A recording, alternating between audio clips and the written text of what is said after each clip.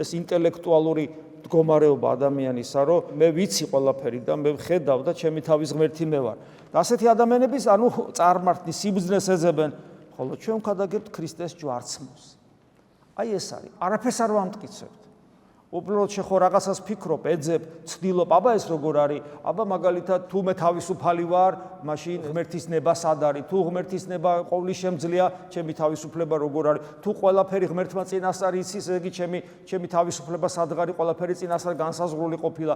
თუ ესე იგი ღმერთის სიყვარულია, რატო ყველამ არის ის ქრისტე რო ღმერთია? ვინც ქრისტე რო ღმერთია არის ის, ესე იგი ჯოჯოხეთში წავა თუ საწავა და ადამიანები გაუთავებლად ამაზე ფიქრობენ. ამ დროს საკუთარი თავის საერთოდ ავიწყდებათ და ვეღარ ფიქრობენ, იმიტომ რომ მათ უნდათ რომ თავიანთი გონებრივი ლოგიკით, სიბრძნით, სამყაროს ღვთაებრივი მოწყობა განჭვიტონ, გაიგონ, საკუთარ თავს უჩვენონ, დაუმტკიცონ და ჩვენ ამ დროს ბევრს არ ვსაუბრობთ. ჩვენ ვამბობთ რომ იცი რა, ღმერთი რომელმაც სამყარო შექმნა, მოვიდა და შენთვის მოკვდა.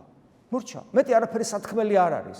ადამიანი მიიღებს, არ მიიღებს არაფერი არ შველის ადამიანს, არანაირი მტკიცებულება. ეს რო ესმის, კიდევ ერთხელ მიმეორებ, რომ ღმერთი ჩემთვის მოკვდა და ამაზე მის გულს რეაქცია თუ არა აქვს, აი ესეთი რაღაცა, რეაქცია. არაფერი არ შველის ადამიანს, ყოველ შემთხვევაში დროის იმ მომენტში, იმ წამში, როცა მას ამას ეუბნები. ხვალ შეიძლება რაღაცა შეიცვალოს მის ცხოვრებაში. ახლა არაფერ მტკიცებულებას აზრი არ აქვს.